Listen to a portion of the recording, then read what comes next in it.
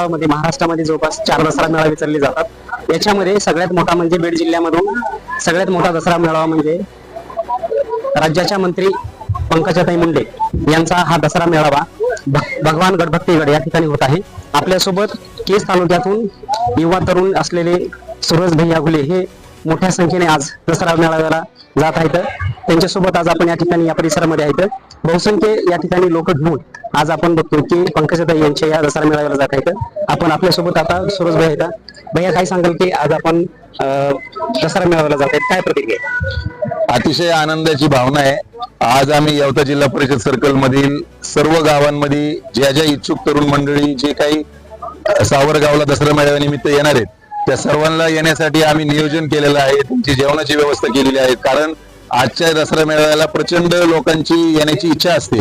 मग तिथं जेवणाची काही व्यवस्था पुढे मागे होऊ नये यासाठी आम्ही सगळ्यांसाठी जेवणाची व्यवस्था केली आहे। आणि जिल्हा परिषद सर्कल मधून आतापर्यंत 150 गाड्यांची आमची नोंद झाली आहे। अजून येता येतच गाड्या, जवळपास 200 गाड्यांचं नियोजन आमचं येवता जिल्हा परिषद सर्कल मधनं झालेलं आहे। आणि संपूर्ण वाड्या वस्त्या सगळेजण अतिशय उत्साहाने येत आहेत। आम्ही जे नियोजन लावलं होतं त्याच्यापेक्षा लोकांचा उत्स्फूर्त सहभाग आहे।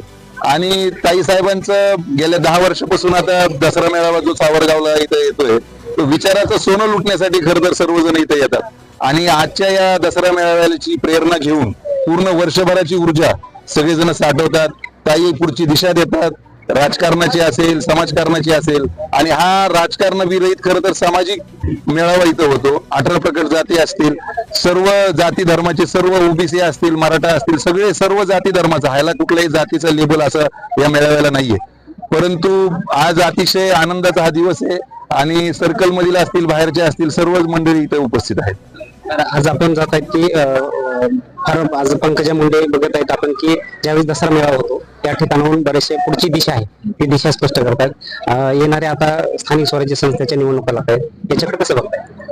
खरं तर या मेळाव्यात निवडणुकीबद्दल काहीच ताई असं मार्गदर्शन करत नाहीत। हा मेळावा सगळ्यांनी संघटित कसं राहायचं, सगळ्यांनी पुढे कसं यायचं आणि सामाजिक बांधिलकी कशी जपावी, समाज म्हणजे सर्व जाती धर्म मिळून सगळ्यांनी मिळून कसं एकत्रित राहावं याविषयीचा ताईचा आजचा हा मेळावा असतो।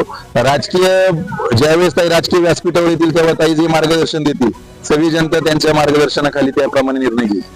बरोबर आहे, ताई त्याची ठेवतात परंपरा। आपण बघतोय की बरेच दिवसापासूनचा गोपीनाथ मुंडे पासूनची ह्या परंपरा चालू झालेली आहे आणि आज या मेळाव्याला व्यासपीठावरती धनंजय मुंडे पण या ठिकाणी येत आहेत, याबद्दल कसं वाटतं?